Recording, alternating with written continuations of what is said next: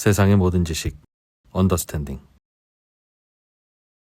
지난번에도 하여튼 이 자본시장에 파수꾼들이 많은데 파수꾼 중에서도 시간도 좀 되시고 네. 또 PPT도 너무 잘 만드시는 일타 강사 네. 네 YG 코레스테 천준범 대표와 변호사님 함께 지난 모시고 시간에는 뭘 배웠냐면 네, 왜 우리나라 그 오너들 기업인들은 어. 이렇게 그 쪽팔린 짓을 많이 하냐? 이게 뭐냐 왜? 그렇지. 이게 우리나라가 우간다도 아니고 조금 근본적인 그리고 얘기를 법은 했죠. 왜 그걸 못 막냐? 그 의문에 대해서 우리나라가 수입한 자본시장 관련한 법들이 좀 이상했다. 그 좀 몸에 맞지 않았다. 그렇지. 그게 이제 미국에서 어떻게 해서 일본 거쳐서 이렇게 들어온 건데 미국은 이미 옛날에 그 오너들이 다 이제 돌아가시고 지금 다 분산된 이런 기업들이 많아서 그런 거 규제하려고 만든 법이 아닌 법들인데 갖고 와서 우리는 이걸 호랑이를 잡아야 되니까 그렇습니다. 이게 자꾸 어울리지 않는 거다. 네. 그 얘기를 아주 현란한 프레젠테이션을 네, 그 서태지까지 막 나오고 하면서 네, 지난번에 해주셨고요. 배웠고 오늘 네. 이어서 또 그 이해서 강론으로 배워보겠습니다. 네, 우리나라 자본시장 왜 요 모양 요 꼴인가라는 주제를 그렇습니다. 조금 더 이어가 보려고 합니다. 그렇죠, 변호사님? 네, 완벽하십니다. 네. 네, 어떻게 이렇게 잘 기억을? 내가요 노력을 안 해서 그렇지 머리는 좋아요. 인간성이 좀 안 좋고 예. 내가 좀 그래서 그렇지. 지난번에 예. 1996년에 그런 변화들이 있었다. 네. 그런 거 배웠죠. 그죠? 네. 자본시장 상법이 들어온 네네. 때가 그때다. 네. 자, 네. 이제는 그래서 이어서 또 또 재밌는 프레젠테이션을 네. 보면서 네. 시작하겠습니다. 네, 안녕하세요. 네, 뭐 지난 시간에 이어가지고 계속 해야 되는데 너무 지난 시간에 제가 그래도 강의를 지금 잘 했나 봅니다. 굉장히 네. 뿌듯합니다. 그럼요. 네, 잘 없어서. 기억해 주시고 예. 네, 용기를 얻어가지고 한번 계속 또 가보겠습니다. 네. 그래도 시청자분들께서는 지난 시간 기억 못할 수도 있으니까 지난 시간부터 한번 가보겠습니다. 네. 지난 시간에는 1996년 얘기를 좀 했고요. 자, 이런 얘기를 쭉 하면서 그래 박찬호 첫승도 있었구나. 네, 코스닥 시장 개장했고 예. 네, 수능이 서태지 어려웠다. 은퇴와 H.O.T 어허. 행보 네, 등등등 예. 어려운 일이 있었고 불수능 96년. 네, 불수능 등등등과 함께 하지만 이 얘기를 하려고 했던 게 아니고 예. 네, 이 해는 OECD 이제 가입. 우리나라가 OECD 가입한 해였다. 네. 네, 그래서 이 96년부터 2025년 또 공교롭게도 끼워 맞춘 건 아닌데 올해가 이제 30주년이기 때문에 네, 30주년 동안 도대체 무슨 일이 있었나 살펴보기 위해서 이 좀 우울한 그래프와 함께 시작을 했었습니다. 예. 네. 뭐 전반적으로 요약을 하자면은 30년 동안 두더지 접기를 한 것인데 뭐 반드시 또 이제 노력하신 분들이 많기 때문에 모두가 다 실패했다 이렇게 보기는 어렵고 풍선 효과는 굉장히 많았다. 이렇게 두 가지 이제 앞으로는 계속 이 두 가지 줄로 설명을 드릴 거예요. 예. 내부 거래라는 게 있었고 순환 출자라는 게 있었는데 그게 어떻게 막다 보니까는 옆으로 뭐가 삐져나가고 또 막으니까 뭐가 삐져나가고 그런 식으로 계속 흘러갑니다. 그래서 결국은 두더지 잡기다 이렇게 말씀을 드릴 수가 있는데 뭐 이제 내부 거래 쪽을 먼저 말씀드릴 거예요. 그래서 쭉쭉쭉쭉 계속 지금 밑에 보면 연도가 보이시죠? 쭉 2025년까지 흘러온 얘기를 한번 쭉 같이 한번 가보시겠습니다. 예. 그리고 이제 지주회사 부분도 있습니다. 지주회사가 왜 원래 지지가 없어졌을까? 이것도 말씀드릴 거예요. 이것도 오늘 다룰 내용이군요. 예. 오늘은 못할 것 같습니다. 오늘은 못하고 네, 앞으로 오늘은 일단은 할 목표는 내용? 1번인데 예. 기업 집단의 내부 거래 규제가 실패한 이유가 도대체 뭐냐? 기업 집단 내부 거래면 밀감 몰아주기 같은 일감 몰아주기 거 같은 겁니다. 말씀이신가요? 그래서 예. 저희가 이 주제를 논할 때 좀 이제 선입견을 지우고 색안경을 벗고 예. 뭔가 인간의 본성으로 돌아가면 좋을 것 같습니다. 이런 일들이 자연스럽게 누구의 의도도 없이도 그냥 흘러갈 수 있다. 이런 것들을 저희가 알 수 있거든요. 예. 그래서 한번 차차 가보겠습니다. 뭐 지금도 비슷하지만은 예전엔 더 그랬죠. 이제 우리나라 기업 집단이라는 거는 이렇게 내부 거래와 순환 출자로 쭉 이루어져 있습니다. 예. 그리고 각 그룹별로 경적액 블록이 축축축축 이렇게 블록으로 형성돼 있죠. 우리나라 경제는. 예. 그 중에 이제 오늘은 내부 거래에 대해서 얘기를 해볼 텐데, 이제 정말 이제 색안경을 벗고 지배주주가 있고 일반 주주가 있을 때 이제 CEO의 입장으로 한번 빙의를 해보시겠습니다. 네. 네. CEO예요. 근데 나는 여기에 대표고 사장인데 우리 지배주주가 나를 지지해가지고 오너가 사장 있어요. 자리에 30% 주주가 있으면 상장 회사에는 웬만큼 다 컨트롤 되니까. 그렇죠. 예. 저를 뽑아준 분이에요, 대표로. 굉장히 감사하잖아요, 사실. 그렇죠. 네, 감사하고 충성을 다해야 됩니다. 그렇죠. 그럼 너무 감사하기 때문에 우리 지배주주님에게 뭔가는 해주고 싶은 이 마음은 너무나 인지상정이잖아요, 뭐, 그렇죠? 네. 그렇겠죠. 네, 주고 싶습니다. 어떻게 주시겠습니까?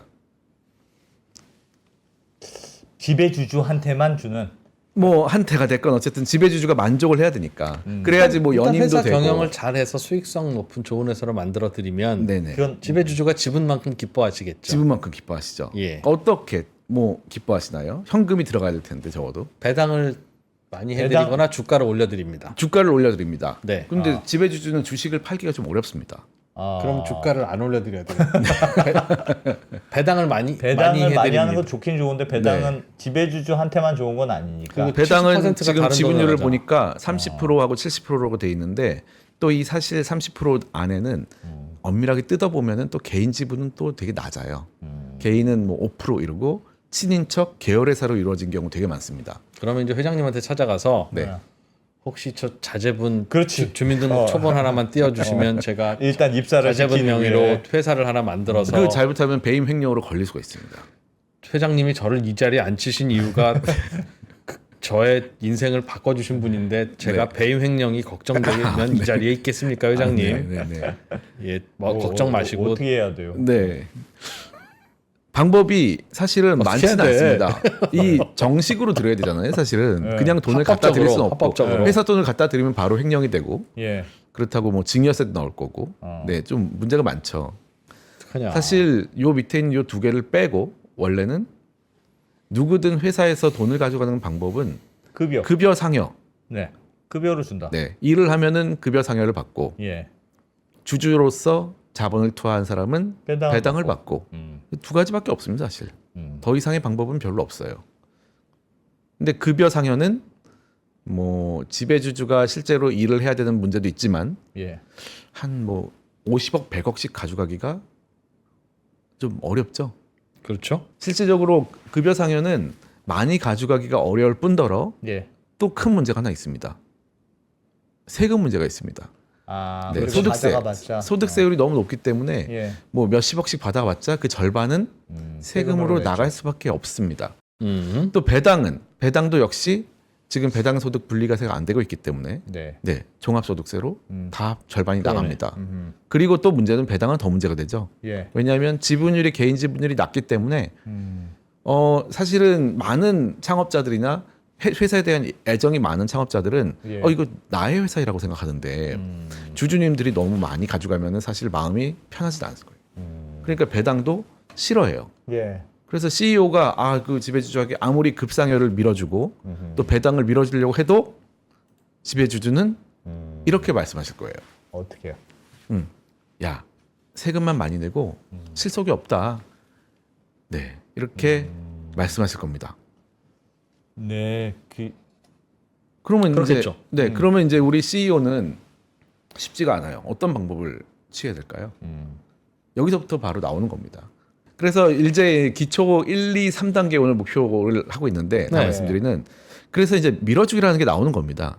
이 밀어주기가 뭐냐면은 거래를 통해서 하는 겁니다. 정상적인 거래를 통해서 지배주주한테 이익을 보내줘야 되는데 개인하고 거래를 할 수가 없잖아요. 그러니까 지배주주가 만든 회사와 또는 지분율이 높은 회사와 거래를 하는 겁니다. 저게 일감 몰아주기잖아요. 네. 일감 몰아주기도 있을 수 있겠지만 그냥 일감을 꼭 몰아주지 않아도 그냥 거래를 통해서도 이익을 막 줄 수가 있습니다. 저거는 합법이에요? 보시죠. 자, 거래를 통해서 만약에 밀어주고 싶다. 어떻게 하면 이 뭐 인간의 본성으로 생각해 보시죠. 어떻게 하면은 밀어줄 수가 있나요? 비싸게 사오는 거죠, 뭐. 비싸게 산다. 그렇죠. 물건. 이익을 그쪽에 몰아준다. 그렇죠. 또 뭐가 있을까요? 아니면 뭐 내가 가지고 있는 거 좀 더 원초적으로 할 수도 있습니다. 돈을 준다? 돈을 줄 수는 없고 사업을 떼준다. 빌려준다. 돈을 그냥 빌려준다. 빌려줘요. 그렇지. 저리로. 저리로. 네. 그럴 수 빌려준다.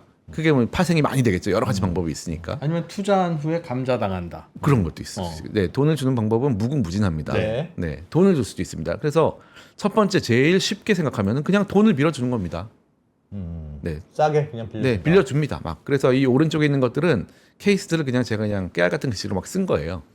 이거보다 훨씬 더 많은 방법이 있지만 이 방법들이 수도 없는 방법들이 있습니다. 예. 뭐 여기 보면은 뭐 저리로 자금을 대여해 준 경우, 콜 자금을 저리로 대여, 뭐 등등등등 쭉 이런 것이 돈을 수십 준다. 수백 가지 방법이 있겠죠. 있겠네요. 네, 돈 있으면 돈, 예. 돈 밀어주기.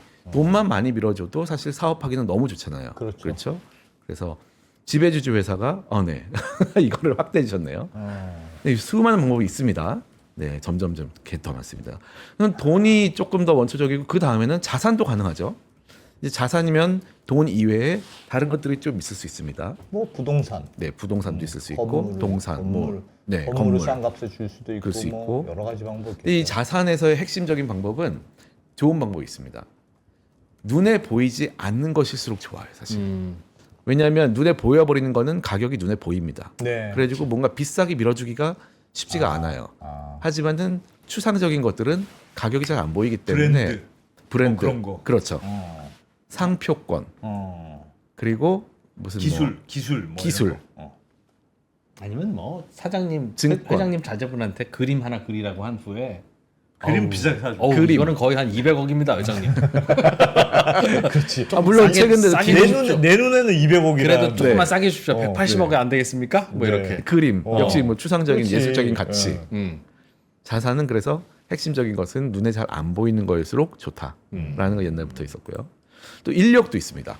사람을 몰아준다. 네. 아. 계열로 회사인데 좋은 일할 사람을- 사람이 있어야 되잖아요. 파견을 보냅니다. 네. 어. 근데 급여는 우리 회사가 우리 해주고. 회사에 나가면 되죠. 아. 네. 지금 굉장히 깨달으시는 부분이 많으신 것 같은데 나의 경험도 많아. 네. 이렇게 96년 이전에는 네. 우리나라 기업 집단에서는 이런 것들이 그냥 일반적으로 이루어지고 있었습니다. 비일비재하게. 네. 아. 근데 이거에 대해서 뭔가 안 된다는 압박이 들어온 거예요. 왜 이런 거 하면 안 되지? 이제 기업 집단이 너무 커지고 서로 끼리끼리 밀어주면서 기업 집단이 점점 커지고 있었습니다. 예. 그러니까 이게 처음에는 너무 커지니까 좀 이제 어려운 말로 경제력 집중, 이 기업 집단 그룹들로만 너무 경제력이 집중되는 거 아니냐. 예. 왜냐하면은 서로 밀어주다 보니까 이 그룹 밖에 있는 경쟁자는 경쟁하기 좀 어려워지는 거예요. 예. 그렇죠. 너무 사업하기가 쉬워지고 이런 부분에 대해서 그때까지는 별다르게 금지하는 법이 없었던 겁니다. 네. 근데 하면 안 된다라는 것을 할 때 당신들이 너무 크니까 하면 안 돼 이렇게 말할 수는 없잖아요. 그래서 여기에 대한 이제 논리를 가져야 되는 상황이 됐습니다. 예. 왜 안 될까요? 이런 거 하면 왜 안 되나요? 왜 안 되냐고요? 왜 안 되는지 두 분께서 이제 자연스럽게 생각나는 게 뭐가 있을까요? 이 내 회사의 자원을 이쪽으로 몰아준 거잖아요. 네. 그 회장님한테 몰아준 건데 내 회사는 회장님 것만이 아니잖아요. 아니다. 다른 어. 주주들의 이익을 회장님한테 그렇지. 몰아준 거죠. 사실은 제가 이제 그림을 여기다 주주를 그렸기 때문에 그런 생각이 들 수 있는데 네. 요걸 안 그렸으면 과연 그 생각 떠올랐을까요? 에이 상식이죠 변호사님. 그런 그래. 안 되지. 회장이 혼자 회사라고 생각하는 게 잘못인 거예요. 그렇죠. 네. 그럼. 네. 회장은 30%만큼만 자기 거지. 자기 거고 나머지 주주님이 있으니까 그렇죠. 네. 3대 7로 가져가야 되는 게 원칙인데 그렇습니다. 그렇죠. 그게 잘 안 되고 있었죠. 네. 사실은 그렇게 갔으면 되게 좋았을 텐데 이 법을 만들 때 이제 법을 만드신 분이 아이디어를 여기서 가져온 겁니다. 이게 어떤 그전부터 있었던 거래냐면은 다국적 기업이 있습니다. 네. 다국적 기업 본사의 입장에서는 A국과 B국에 다 지사가 있을 수 있습니다. 그럴 수 있죠. 그런데 A국의 법인세율은 10%고 B국의 법인세율이 30%이거나 네. 또는 법인세율이 비슷하다고 해도 B국 지사에서 굉장히 이익이 많이 나고 있고 A국 지사는 손실이 날 수 있습니다. 그럴 수 있죠. 네, 그러면은 어차피 두 개를 다 컨트롤하는 본사 입장에서는 예. 세금을 제일 아끼기 위해서는 어떻게 될까요? 넘기는 거죠. 네, 손실이 나거나 또는 법인세율이 싼 쪽으로 비싼 쪽으로 유리한 거래를 하면 됩니다. 미국의 다국적 기업이 굉장히 많이 하는 짓이잖아요. 네. 그래서 무슨 뭐 아이슬란드 네. 이런 데다가 그렇죠. 어떤 법인세율이 낮은 쪽으로 본사가 아예 옮겨가기도 하지만 예.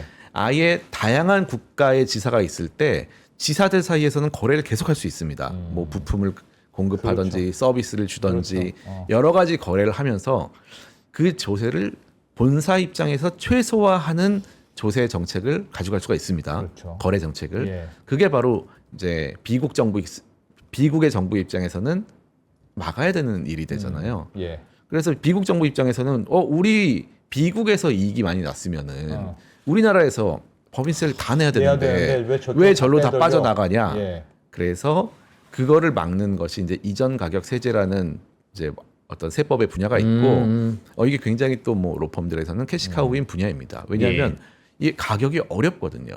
도대체 너네들 사이에 거래하는 가격이 뭐가 정상 가격이냐에 대해서는 누구도 알기가 굉장히 어렵습니다. 하지만 그걸 규제하지 않으면 우리나라에서 법인세 내야 되는 그 돈이 다 빠져나가니까 이 비국 정부 입장에서는 꼭 이걸 또 막아야 되는 게 되거든요. 예. 예. 근데 이게 보니까 비슷한 거예요. 이 기업 집단 사이에서 계열회사 사이에서 그런 식으로 빠져나가는 그 돈이 이 이전 가격 세제의 논리와 굉장히 비슷하다는 거를 그렇네요. 착안한 거예요. 그래서 이 구조를 바로 규제로 가져갑니다. 자, 이 집에 계열 똑같은 게 보이시죠? 계열에서 네. 보내는 계열회사 똑같이 지배주주가 컨트롤하는 계열회사 두 개가 있을 때 뭔가 자금이나 인력이나 상품이나 서비스나 부동산이나 유가증권 상표권 같은 것들을 거래할 때 정상 가격으로 거래를 하지 않다 보니 한쪽으로 뭔가 이익이 계속 쏠려 나가는 거예요. 예. 그래서 그런 것들을 하지 마라라는 법을 96년에 만듭니다. 네, 96년이 또 이렇게 또 대단한 네, 그러네요. 해입니다. 근데 이게 우리나라에서 음. 굉장히 독창적으로 만든 법이에요. 이거는 네, 이런 계열사가 또는 부당 지원 행위라는 거는 다른 나라에 없습니다. 왜요? 다른 나라도 저러면 안 될 것 같은데. 안 되는데 다 회사법적으로 규제를 하고 이 공정거래법, 경쟁법에다가 그걸 넣는 나라가 없습니다. 예. 그래서 우리나라에서 창의적으로 만든 법은 사실은 되게 좋습니다. 외국에서 뭔가 이론이 있고 판례가 있고 이런 것들을 또는 외국에 있는 법을 가져온 법들은 굉장히 추상화가 잘 돼 있어요. 예. 멋있죠. 굉장히 멋있는 용어로 법률 용어로 착 써 있거든요. 예. 신의 성실의 원칙 이런 식으로 써 있습니다.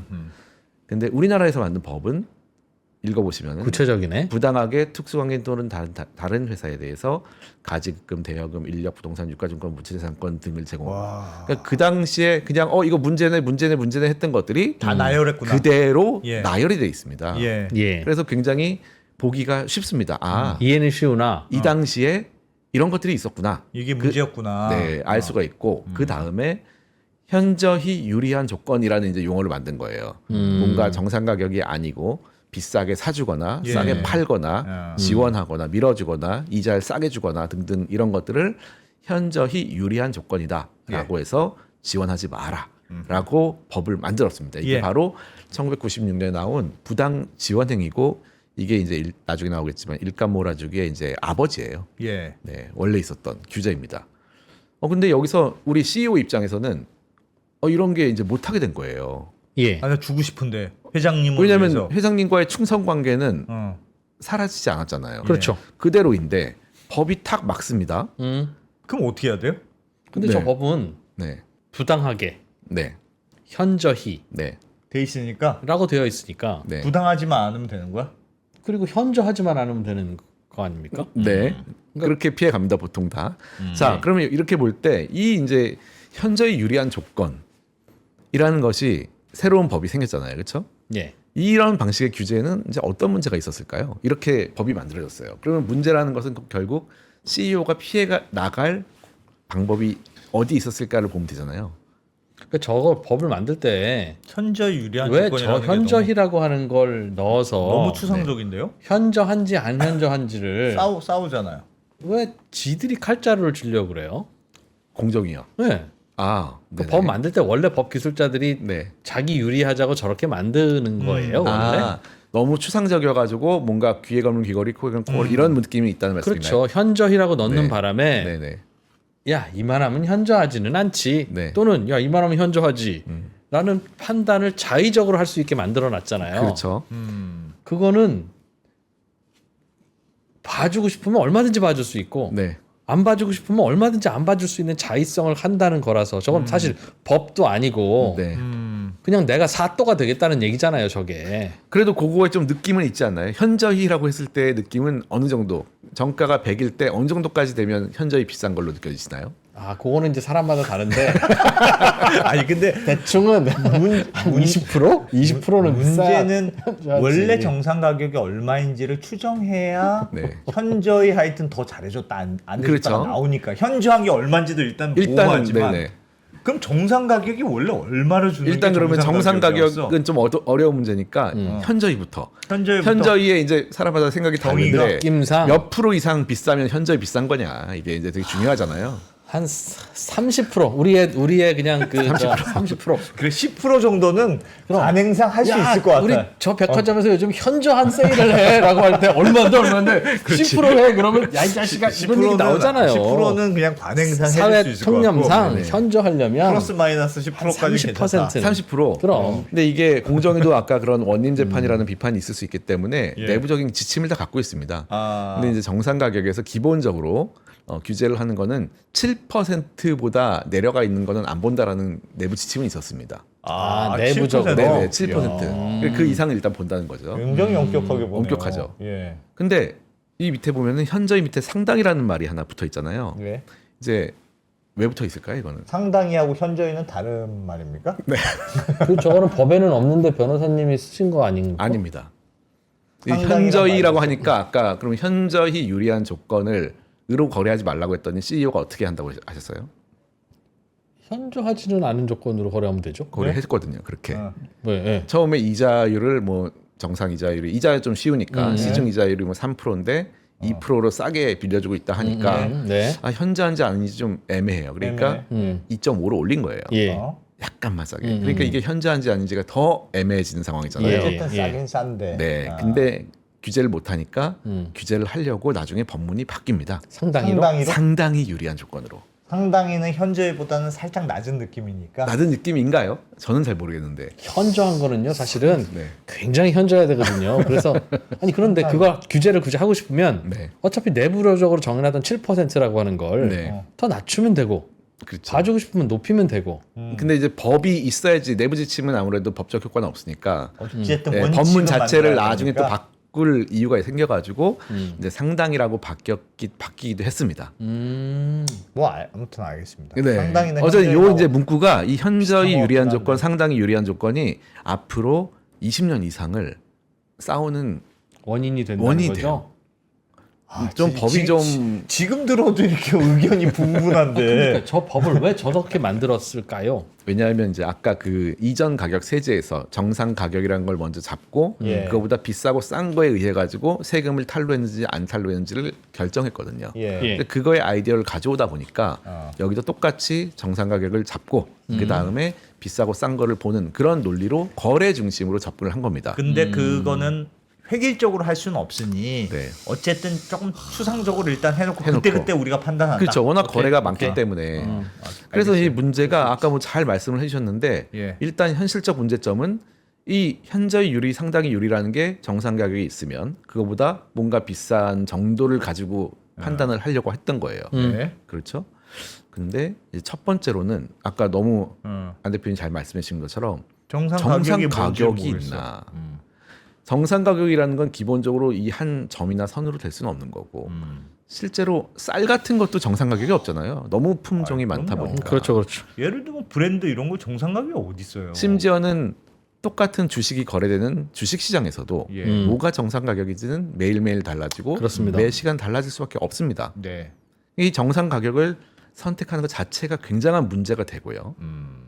또 하나는 정상 가격에서 이 정상 가격을 누가 증명하느냐의 문제가 있습니다. 아, 그러네. 이제 이게 우리나라에서는 공정거래위원회 같은 정부 기관이 규제를 하게 되고 예. 다른 나라에서는 회사법이나 이제 사법적으로 규제를 하는 걸 큰 차이가 되는데 나중에 예. 우리나라는 아마 96년 그 당시 1990년 그 당시에는 시장이나 좀 이 민간에 의한 해결에 대해서는 믿음이 좀 없었나 봐요. 그래서 정부가 규제하는 방법으로 간 겁니다. 그래서 공정거래위원회가 이 정상 가격을 또 정해요. 입증까지 해야 되는 상황이 된 겁니다. 내가 봤을 땐 정상 가격이 이만큼이야. 네. 라고 본인이 얘기해야 돼요. 본인이 입증해서 법원에 갖고 가야 되는 공정위가? 겁니다. 공정위가. 야, 그거 쉽지 그러다 않을 것 보니까 같은데. 이 오른쪽에 있는 그림을 보시면은 예. 보통 공정위가 이런 부당 지원 행위 사실 IMF가 이제 끝나고 IMF가 있은 이후에 98년, 99년에 엄청나게 많은 대기업 집단에 대한 부당 지원행위 조사가 있었거든요. 예. 근데 그거에 대해서 하나하나 다 과징금을 이제 매기기 시작합니다. 그러면서 어떻게 보면은 큰 장이 열린 건데 예. 과징금에 대해서는 다 이제 회사들이 취소 소송을 다 합니다. 행정 소송을 하게 되는데 네. 이게 행정 이제 행위라는 거는 여기 좀 뭐 법적 용어가 있는데 침익적 행정행위라는 거는 기본적으로 국민에게서 뭘 뺏어가는 겁니다. 예. 네, 돈을 뺏어가든지 벌금 아니면 뭐 자유를 뺏어가든지 이런 것들에 대해서는 기본적으로 이 행정기관이 증명을 또 엄격하게 됩니다. 그래서 행정보다 더 엄격한 증명을 해야 되는 게 형사고 형사에 대해서는 제가 아마 이 자리에서 한번 그 다른 판결 설명드리면서 굉장히 높은 정도의 증명이 필요하다고 말씀드린 적이 있는데 행정법적인 거는 그 정도는 아니지만 어쨌든 50 이상 한 7, 80 정도는 증명을 해야지만 그걸 인정해 줍니다 법원에서. 그게 왜 행정법의 법리거든요. 그러다 보니까 이 정상 가격 자체도 엄청 어렵지. 그리고 이걸 정해가지고 증명하는 것 자체가 공정위에게 부담이 되는 상황이 됐습니다. 그런데 이런 예. 법리적인 거를 떠나가지고 예. 그냥 근본적으로 아까 말씀하신 것처럼 현재 유리한 조건으로 하지 말라고 하니까 그러면 CEO 입장에서는 어떻게 될까요? 살짝 유리한 조건. 네, 살짝 유리한 조건에 문제가 있습니다. 그런데 왜요? 우리 지배주주가 별로 안 좋아해요. 살짝만 유리하니까. 살짝만 유리하니까. 네, 어떻게 해야 그렇죠. 돼요? 네, 문제가 있습니다. 어떻게 해결하시겠습니까? 다음에 연임이 안 되실 수 있습니다. 잘못하면. 아씨. 진짜 어렵네. 어떻게 해야 되지? 법에서는 하지 말라 그러는데 대주주는 뭐라고 하고. 네. 야, 좀 적당히 좀 잘 해봐. 네. 그런 거잖아요. 그렇죠. 표 한 낙에 옆에를 이렇게 보니까 표 한 낙에 현저히 우리 기업 집단에는 계열 회사가 되게 많은 겁니다. 네. 네. 조금씩 십시일반을 하면 되잖아요. 아, 나는 조금만 몰아줬으니까 저쪽 회사도 몰아주고, 조금 몰아주고. 몰아주고. 아. 네, 자연스럽게 그렇게 가게 되거든요. 그래서 자, 이게 나오는 겁니다. 너무 유리한 것이 문제라고 하니까 예. 그러면 너무 유리하지는 않게 많이 거래하면 되지 않을까라는 거에서 나온 것이 바로 죄송하지만 누군지 모르는데 네. 요거 뭔지 아시죠? 예. 이게 뭐 하고 있는 거예요 지금? 각자 다른 표정을 하고 있네요. 이거 몇 년 전에 그래도 꽤 유행했던 건데 외모 몰아주기 하고 있잖아요 지금. 아 외모 몰아주기. 외모 몰아주기. 한 명만 몰아주기. 한 명만 이쁘게 보여주기. 몰아주기예요. 그래서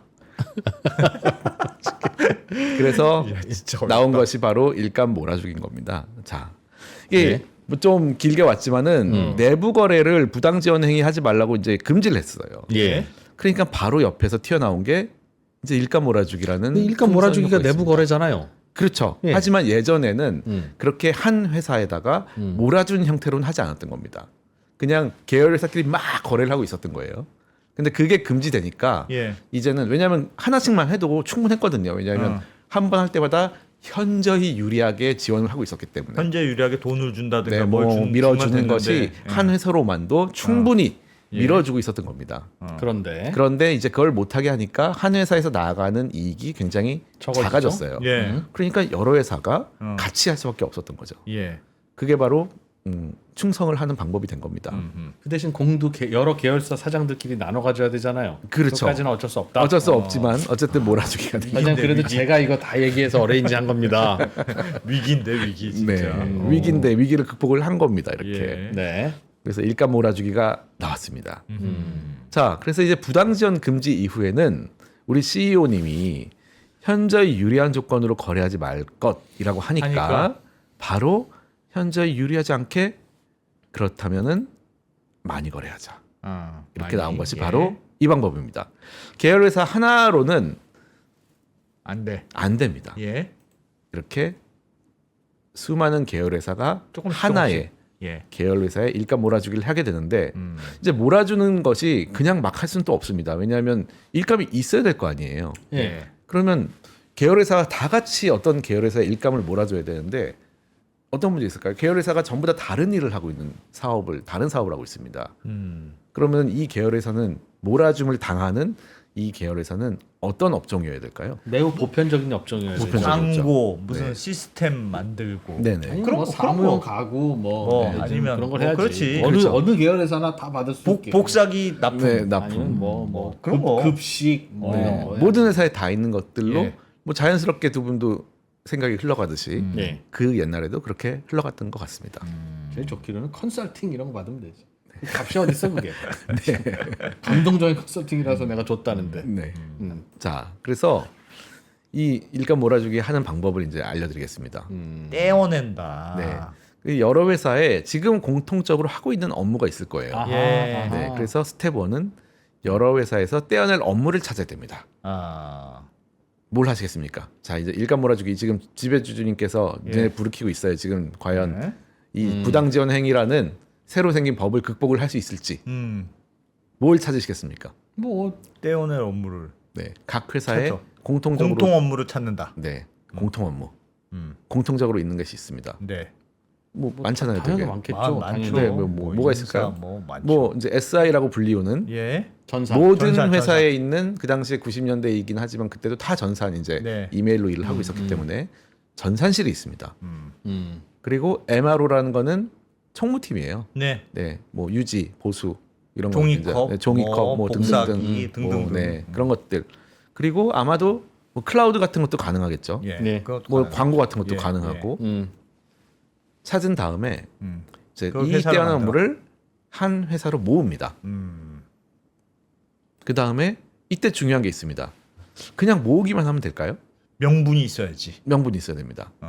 이게 왜 모아야 해야 됩니까? 전문성이 있고 싸게 돼. 싸게 된다, 그렇죠? 어. 모였을 때 더 싼 거 싸고 아니냐? 전문성이 높아져야 된다라는 말을 할 수 있는 업무. 예. 네, 그게 바로 이제 SI나 그런 것들이었고 가격 결정권은 당연히 모여져 있는 회사가 갖고 가야겠죠. 예.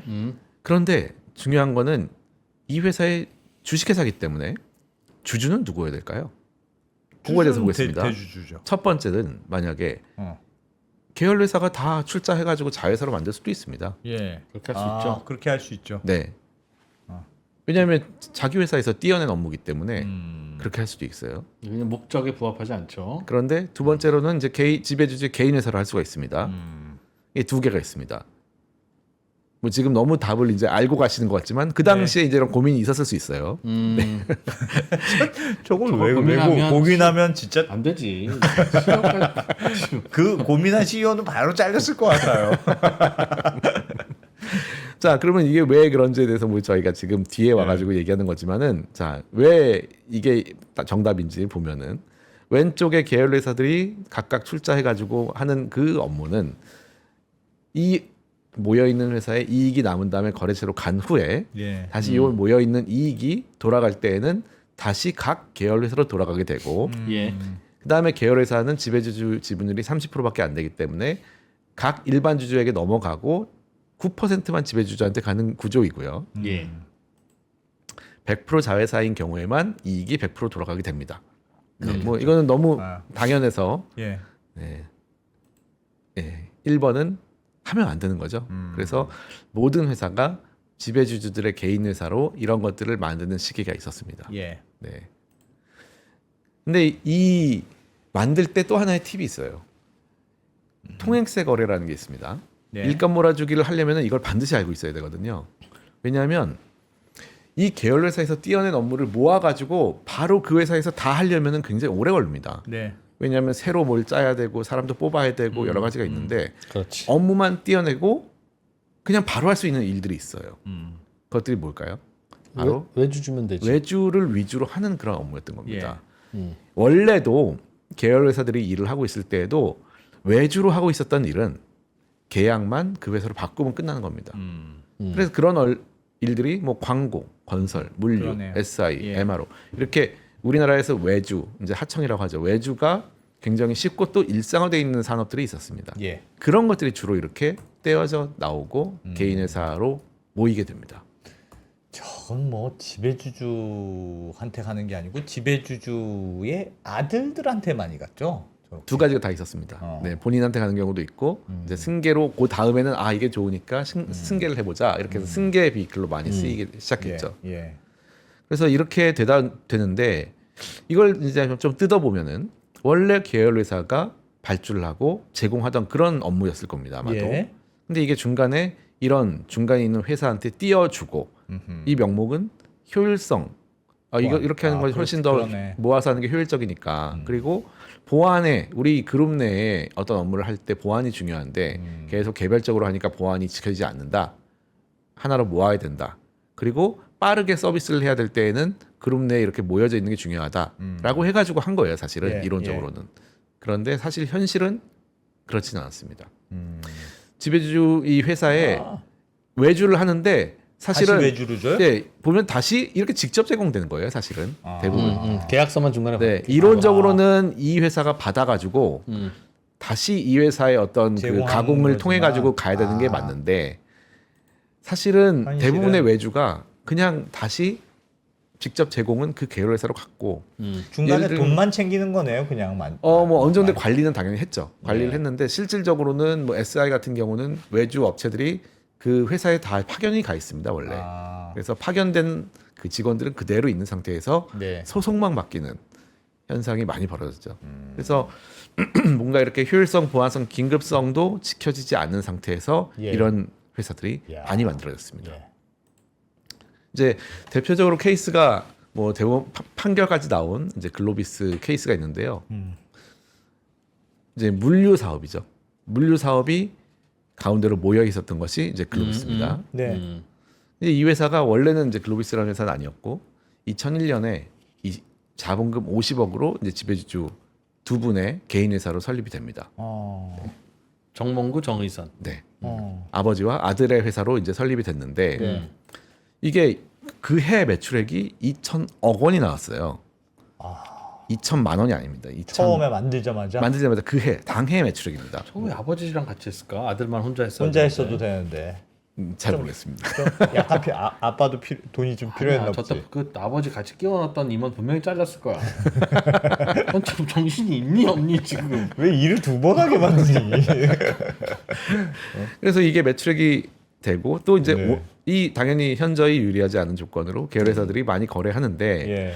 이 물류라는 사업이 뭐 잘 아시겠지만은 트럭이 전부 다 어디 회사에 소속돼 있는 트럭들이 아니잖아요. 예. 전부 다 개인 사업자인 경우가 되게 많습니다. 또는 네. 지입의 형태로 돼 있죠. 예. 그러니까는 개인 사업자들과 어떤 회사의 계약으로 돼 있기 때문에 이 글로비스 한국 로지텍이라는 회사가 생겼을 때 앞으로는 이제 계약은 저 회사랑 하세요. 예. 예. 대신 물건은 우리 회사 그냥 갖다 주면 돼요.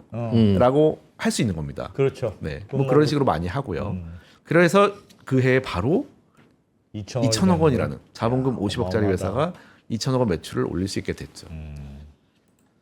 그래서 2005년에는 매출이 1조 5천억까지 올라갔고 그 당시에 코스피에 직상장을 하게 됩니다. 예. 근데 이런 현상을 뭐 거의 근 이제 4년 만에 이런 일이 벌어졌잖아요. 이제 이 밑에 있었던 이 공정위 등등등 이제 관에서 너무 깜짝 놀란 거예요. 이게 어떻게 이런 일이 있을 수 있나?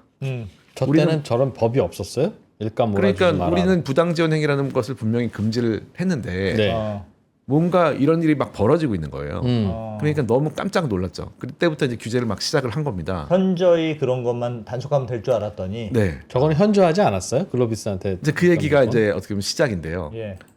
그래서 결국은 이제 손해배상 2011년 판결이 나오긴 하는데 이제 이런 새로운 현상에 대해서 야 이거는 이게 왜 하면 안 되는 거야?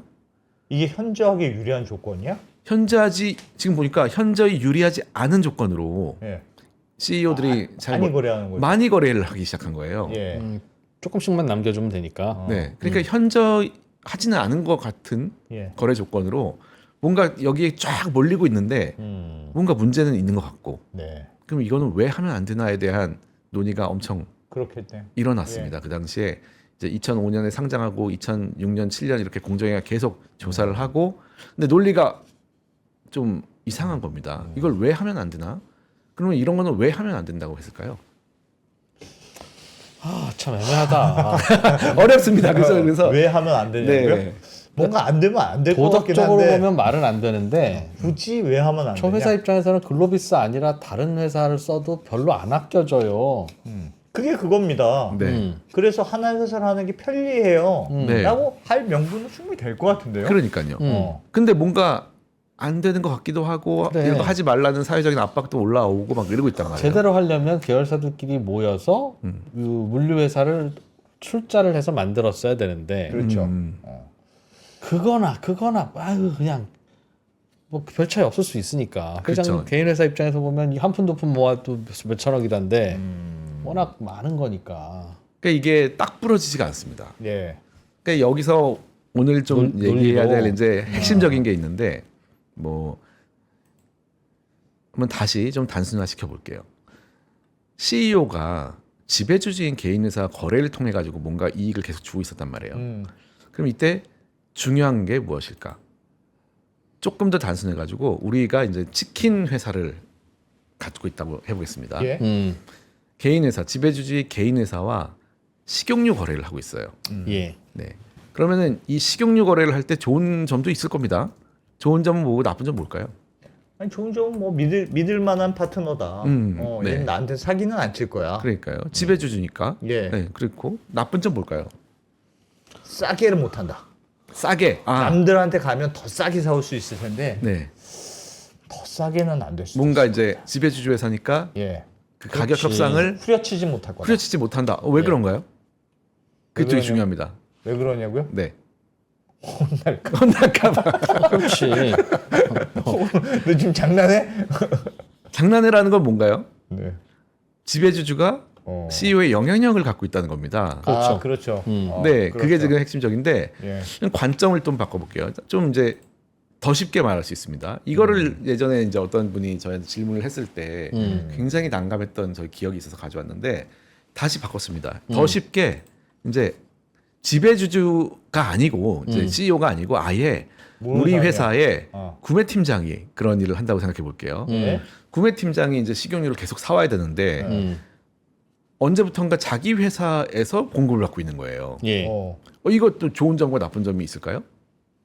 아유, 그건 대부분 나쁜 점이죠. 왜 그럴까요? 이거에 대해서 왜를 명확하게 해야지 저희가 앞으로 몇 시간 동안 얘기를 왜냐? 쉽게 할 수 있습니다.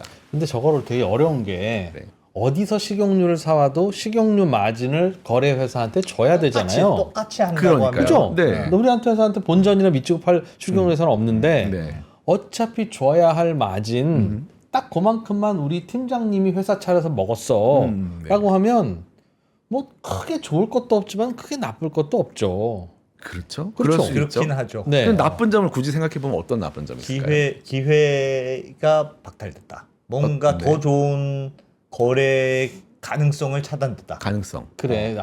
그럴 구매팀장 수 있지. 못 믿으시는 건가요? 구매팀장을 못 믿는 거죠. 그러니까. 못 믿으신 건가요? 구매팀장이 자기가 책임지고 아니면 좋은 길을 가져올 수 구매팀장이 있는데. 언제든지 장난칠 수 있을. 근데 저거 사실 구매팀장이 장난치기 시작하면 끝도 없어. 구매팀장이 자기 회사 안 차리고 그냥 일반 식용유 회사한테 뒷돈 받으면 야, 되는데. 니네 우리 때문에 한 달에 10억 벌지? 9억 9,990만 원을 내 통장에 넣어.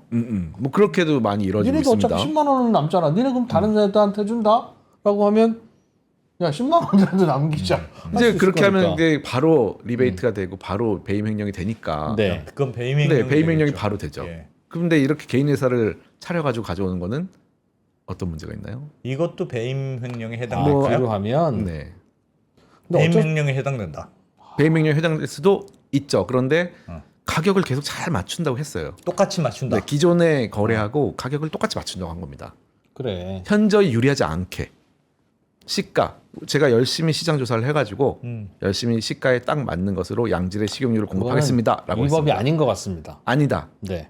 위법이 아니다. 아닌 것 같습니다. 아니다. 근데 법은 위법인 것 같아요. 근데 이런 위법은 것들은 위법인데 대부분 다 모든 대부분의 애매하네. 회사에서 징계 사유로 두고 있습니다. 예 징계 사유. 그래서 그때 질문은 그렇죠. 이런 징계. 구매팀장을 징계는 할 수 있는데 이게 이유가 뭐냐? 법적으로는 음. 이 사람 어떻게 할 수 없습니까라는 질문이었어요. 아, 대부분의 회사에서 이런 거는 당연히 금지하고 징계예요? 있을 겁니다. 예. 그러겠죠. 네. 자기가 개인 회사 뭐 자기 차려가지고 공급하는 것들.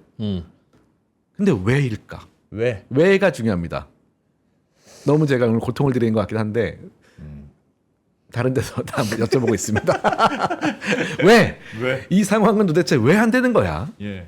어떤 논리로 안 되는 네, 거냐? 이거 왜 안 돼? 이거 안 되는 것 같잖아요, 왠지. 다른 데랑 똑같은데도 불구하고 안 되는 이유가 뭐야? 그러니까 똑같다고 이런 가정하면 구매팀장이 개인 회사 차려가지고 식용을 공급받으면 안 되는 건 맞아요? 된다고 제가 마음 바꿨잖아요. 하도 뭐라고 하셔서 되는 거다 이건.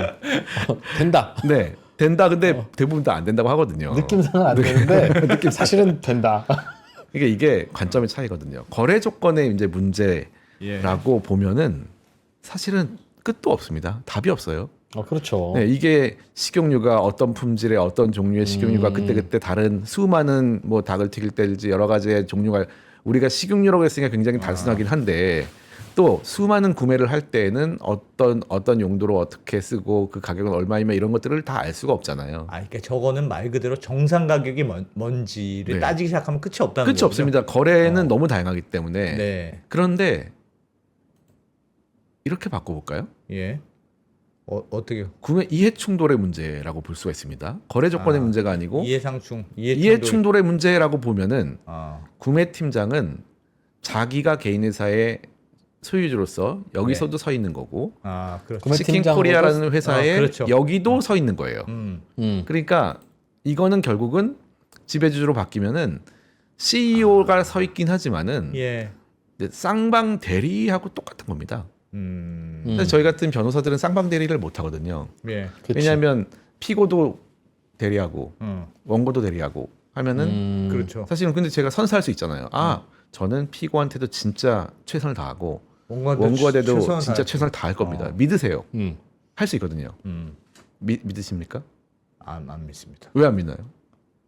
이해상충 이게 그럴 수가 없다. 사람이라는 게 뭔가 둘 간의 의사결정을 할 때 좀 네. 더 수익률을 많이 주는 쪽으로 마음이 기울 것이다. 정확히 얘기하면 그거는 네가 그러지 않았다는 증거를 대라 라고 할 수 있고 그 증거를 대기가 어려울 것 같습니다. 스스로도. 지금 되게 중요한 말씀하신 것 같아요. 예. 왜냐하면 내가 원고도 대리하고 피고 대리할 때 진짜 최선 다했는지는 원고가 피고가 즉 의뢰인들이 알 수 없어. 증명을 하기가 어렵습니다. 예. 스스로도 알 수 없어. 스스로 내가 진짜 최선을 다하지 않은 게 아닙니다라는 거를 증명을 해줘야 되는 거예요. 하나님도 예. 하나님밖에 몰라. 예. 그렇죠. 근데 그 마음속에 특히나 서비스업인 경우에는 진짜 최선을 다했는지는 알 수 없죠. 알 수 없는 거죠. 없죠. 알 수 없죠. 쌍방대리 상황이고 이해충돌의 문제라고 하면은 조건을 따질 필요도 없이 안 그냥 되는 이건 안 겁니다. 되는 거예요? 안 되는 거예요. 그러니까 우리나라에 보면은 이런 이해충돌이나 쌍방대리에 대한 관념이 좀 약한 것 같습니다. 이게 약간 동양적 사고 같은데 뭐 듣기로는 서양에서는 이 이해충돌 쌍방대리 상황에 대해서 더 엄격하게 본다는 거예요. 그래서 야 이거는 이해충돌 상황이야라고 했을 때는 그냥 바로 문제가 있다라고 보는 경우가 굉장히 많다는 겁니다. 그러니까 이게 아니야 나는 그래 내 회사에 사왔지만 진짜 경쟁사 똑같이 사왔어라고 하더라도 그러니까 그런 똑같은 것들을 제품 굳이 똑같이 한다면 하더라도 네가 증명해 봐라. 쌍방대리를 하고 있는 자기 거래를 하고 있는 당신이 그게 공정한 최선을 다한 것이라는 걸 당신이 증명하지 않으면 예. 안 돼라는 게 뭔가 서양적 사고라는 거예요. 쉽지는 않네. 예. 저희 이게 우리나라에도 좀 맞는 얘기입니까? 예. 우리나라에서도 그런 논리가 통하냐? 네. 뭐 말 되죠. 말 되고 사실은 현실적으로는 식용유라고 하면 저 회사 식용유 우리 회사에 10% 남겨 먹는 거 알아. 네. 근데 식용유 시장 자체가 독과점이라 저 회사 말고는 갖고 올 데가 없어. 그런데 내가 이 회사 정도의 물량이라면 조그만 식용유 공장 하나 차려서 네. 5%만 내가 먹고 회사 입장에서도 더 싸게 하는. 근데 내가 이런 공장을 안 세우면 방법이 없잖아. 네. 그리고 회사가 회사 돈으로 자회사를 세웠다가 네. 사오자고 사장님한테 얘기 드리면 야 그랬다가 우리가 이 사업 철수할 수도 있고 임마 이거 뭐 어떻게 불안하지 안 돼. 네. 그냥 그래도 저기 가서 사와 라고 할 때 구매팀장은 그래 내가 내 리스크를 지고 내가 콩기름 회사 하나 만들어서 5%만 먹고 갖고 오면 회사는 더 싸게 사올 곳이 없고 네. 내가 회사 돈 아껴준 거야 나도 먹었지만 네. 이런 걸 윈윈이라고 하지 배임이라고 하면 안 되지. 그러니까요. 네.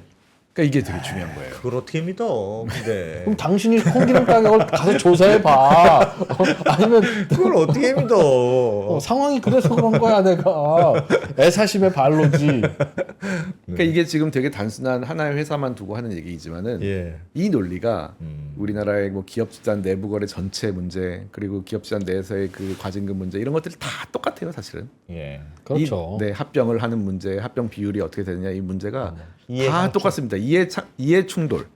이해 계열 충돌. 안에서 하는 행동들은 전부 다 이해 충돌인데 그것들을 이해 충돌의 문제이기 때문에 문제가 있다라는 관점에서 접근할지 예. 아니면 그 조건 하나하나가 따져볼지. 다 괜찮은지를 괜찮은지 따져볼지 이 두 가지 관점에서 크게 다 갈라집니다. 그렇죠. 예전에 그 그렇구나. 현대건설이 아파트 지으러 다닐 때 회장님이 이제 아파트는 붙박이 가구 같은 것도 넣어야 되는데 우리나라 가구 회사라는 게 뭐 있습니까?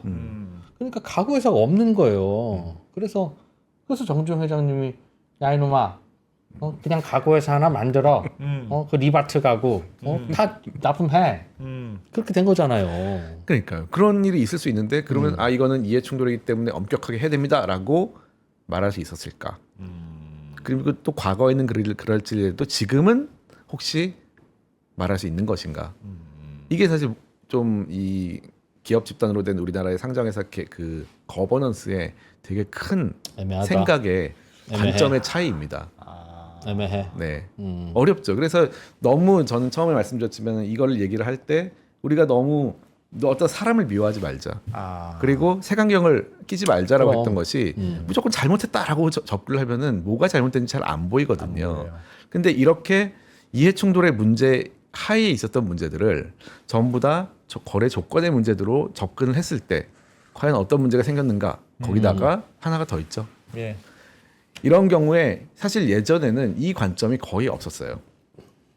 이런 경우에는 이 두 회사의 쌍방들이 자기 거래의 상황이지만 일반 주주 70% 지분을 갖고 있는 일반 주주의 부가 사실은 지배주주에게 이전되는 문제가 있습니다.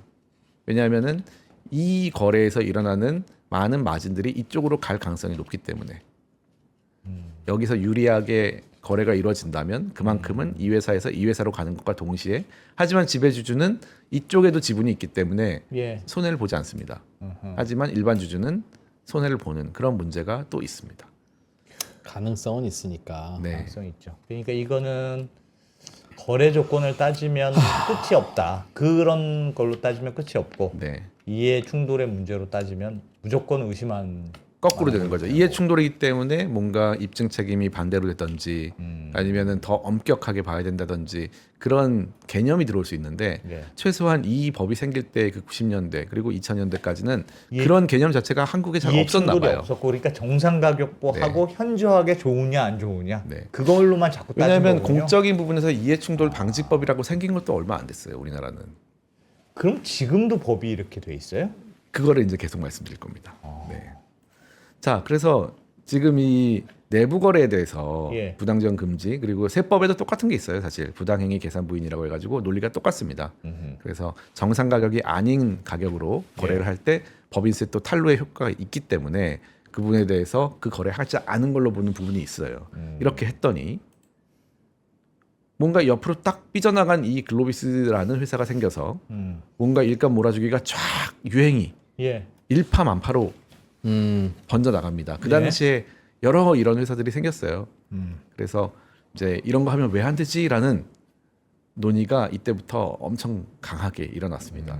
그래서 뭐 이 글로비스에 대해서는 공정위가 과징금을 때리기도 했어요, 사실. 예. 그래서 고등법원에서 과징금이 일부 인정됐습니다. 그런데 이때에도 과징금이 전체에 대해서 인정된 게 아니고 하나하나를 전부 다 현저히 유리하냐 아니냐를 거래를 다 봤어요. 쪼개가지고 네. 그 당시에 현대상선회로 했으면 얼마나 차이 있었냐. 뭐 이게 이렇게. 가격은 얼마고 그것보다 현저히 유리하냐 안 하냐 이게 조사가 어마어마하게 많았겠죠. 네, 그렇게 어마어마한 해야 되니까. 조사가 거래를 다 뜯어봐야 되니까 예. 그리고 다 정상 가격을 알아야 되니까.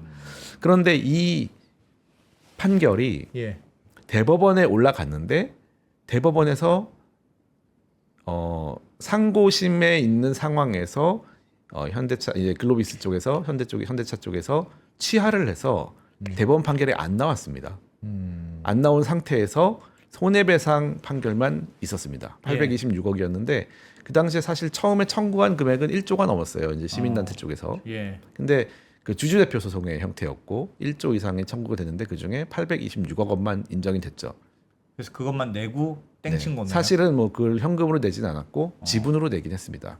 그래서 지분으로 대납을 했고 그래서 이런 상황이 왜냐하면 1조가 전부 다 이 주주의 손해라고 해가지고 청구를 했는데 현저히 유리하지 않은 부분들은 다 날아간 거예요. 아, 그래서 이거는 뭐 별 문제가 아니다라고 예, 했고 예. 사람이 하는 일이다 보니까 뭔가 현저히 유리하다고 인정받은 부분도 있어서 이제 800억 정도의 손해배상이 인정됐던 이 사태를 보면서 예. 뭔가 야 이것 좀 문제가 있다. 야 큰일 났다. 아하. 지금 부당지원 금지라는 이런 법을 만들었는데 이거 완전 구멍이 뚫렸다라는 예. 생각을 하게 된 겁니다. 그렇겠네요.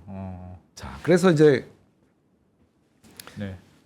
이 세 가지의 큰 흐름이 또 생깁니다. 예. 이거를 막기 위해서 뭔가 현저한 규모. 현저한 규모로. 네. 근데 왜냐하면 물량을 많이 간 거였잖아요. 일감 몰아주기. 현저한 규모라는 것도 이제 말장난 같이 돼서 조금 참 저도 그런데 현저한 규모라는 것도 현저히 유리한 조건이냐를 아, 탐구하기 시작합니다. 양 조금씩 양만이. 네. 이것도 문제냐? 아니 아니냐? 그냥 법을 만들 때 상법에도 이사의 자기거래 금지가 있잖아요. 있습니다. 그것처럼 공정거래법도 네. 그냥 대주주 특수관계인이 지배주주인 회사로부터는 거래하지 마. 2번입니다. 그게. 라고 하면 깔끔하잖아요. Q2번이 바로 아, 그겁니다. 그래, 네. 그래서 사익 이게 편취 금지. 사익 편취 금지라고 이제 닉네임이 있는데 특수관계인에 대한 부당한 이익 제공 금지라고 해서 이게 약간 인식을 한 거예요. 이거. 이 이해 충돌 문제구나. 이게 거래 조건 문제가 아니고 뭔가 대주주한테 밀어주는 문제였구나라는 걸 깨닫고 사익 편취 금지라는 걸 공정거래법에도 조항이 넣습니다. 들어가요? 들어갑니다. 그리고 세 번째로는 이게 공정거래법의 문제가 아닌 것 같아. 그래서 상법에도 뭔가를 넣는 게 세 번째 흐름입니다. 그래서 첫 번째로는 일감 몰아주기가 현재 유리한 조건의 거래 맞나 아닌가 이게 이제 하나의 흐름으로 또 쫙 벌어져요. 예. 이걸 엄청 연구를 많이 합니다. 어. 그리고 현재 유리한 두 번째로는 일감 몰아주기가 이제 거래 조건 문제가 아니네. 시가로 진짜 공정 가격으로 거래하더라도 이익은 남는 것이고 예. 그 이익이 100% 지배주주한테 가는 이 문제가 더 큰 거였다. 예. 고 인식을 해가지고 또 이 하나의 연구 흐름이 생깁니다. 사익 편취가 그래서 변호사님, 근데 저 부분에서 아까도 저도 말씀드린 건데 어. 저 이익이 다른 회사랑 거래해도 어차피 회사 밖으로 빠져나가는 이익이잖아요. 그러니까요.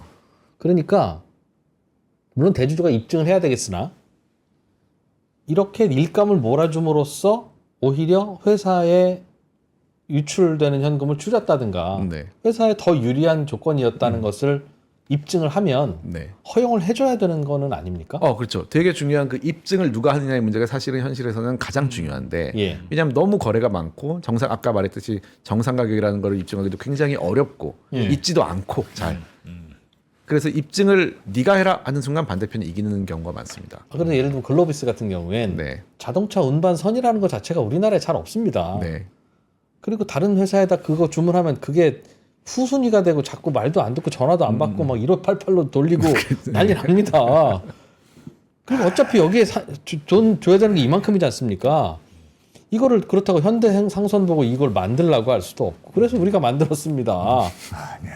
아니 봐요, 내가 돈이 되는데 그걸 안 할 리가 있겠습니까? 돈이 되는데 돈을 주는데 내가 돈을 주고 그 많은 거래량을 아니죠. 주는데 아니죠. 현대상선 보고 하라고 하면 현대상선은 야 현대차가 언제까지 우리한테 일감을 맡긴다는 보장이 있어 없어?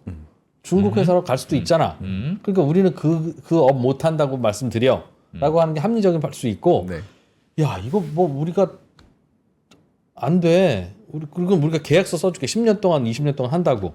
아니 니네 회사가 수출이 계속 잘 될 것 같지가 않아 우리가 보기엔. 그럴 수 있잖아요. 네. 근데 현대차 입장에서는 야 어차피 수출이 안 되면 우리는 이래나 망하나 저래도 망하는 건데 그럼 우리가 자동차 운반선 해서 우리로 회사 하나 만들어 네.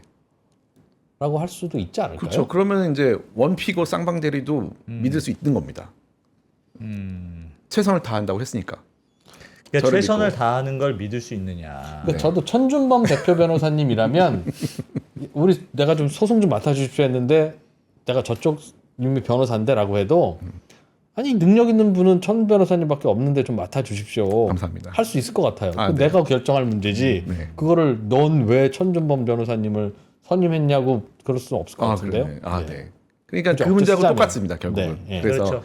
네. 아까 전에 그러니까 네. 이런 관점은 정상 거래이기만 하면 괜찮다는 관점이잖아요. 그리고 이제 복잡한 거래가 있을 때 결국은 최선을 다했는지를 알 수 없는 상황이 많다는 거하고 똑같이 기업 간의 거래도 너무 복잡하기 때문에 예. 그 안에서 뭐가 벌어지는지는 사실 알 수가 없고 나중에 문제가 생겼을 때 거꾸로 우리가 까봐야 되는 거냐 아니면 처음부터 못하게 해야 되는 거냐 알겠어요. 이제 이런 문제가 있습니다. 결정의 문제군요. 그러니까 뭐가 항상 결정의 오는 게 문제가 아니라 항상 오른 건 아니고 사실은 진짜로 정상 가격으로 할 수 있죠. 약간 가치관도 있는 겁니다. 야, 이해상충이라는 거는 우리가 근데- 경험해 보니까 그 경우에 문제가 너무 많아 하면 안 돼라는 관점도 있을 수 있고 해서 발생하는 이익도 있을 수는 있으나 네. 못 믿겠어라고 하면 안 되는 거고. 그냥. 안 되는 쪽으로 많이 가는 법제가 되는 거고.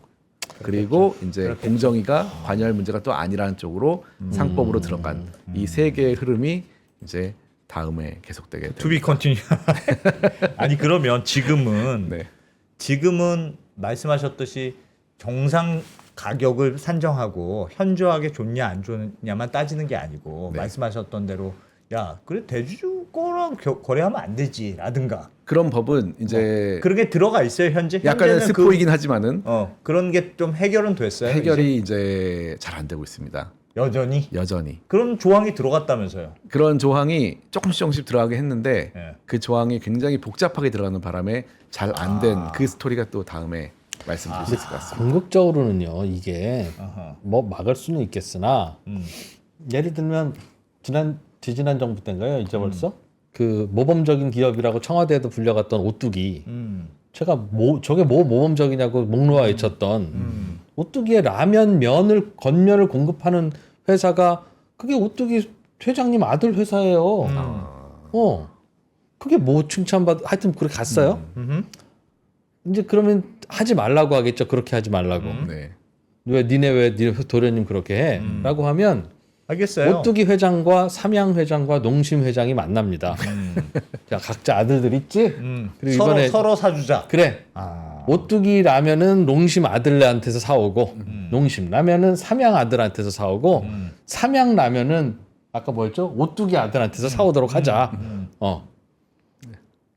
그럼 될 거 아니냐? 그럼 될 거 아니냐? 그럼 그러면 근데 계열사가 이해상충 거래가 문제가 약간의 그 결합은 좀 약해지긴 하겠네요. 예, 그렇죠. 그런데 완전 아들인 때보다는 그렇죠. 셋만 돌려도 서로 싸워요. 그런데 그렇죠. 보통은 둘만 돌릴 거예요.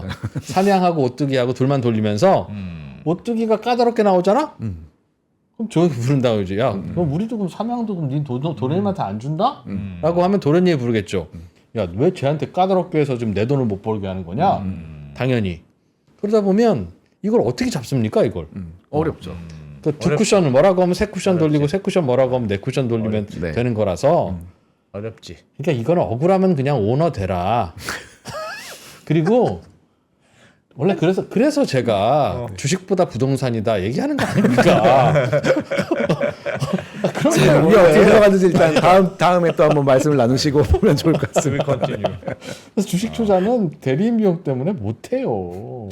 라는 말씀을 또 할 수도 네. 있겠다. 네. 그것마저도 같이 좀 고민을 네, 굉장히 고민을 또 더 할 수 해보죠? 있는 주제가 많이 있습니다. 철학적 문제네요. 그렇죠. 그렇다니까. 네, 이걸 어떻게 그렇습니다. 막아 이걸? 길 막아야지. 그래서 막아야죠.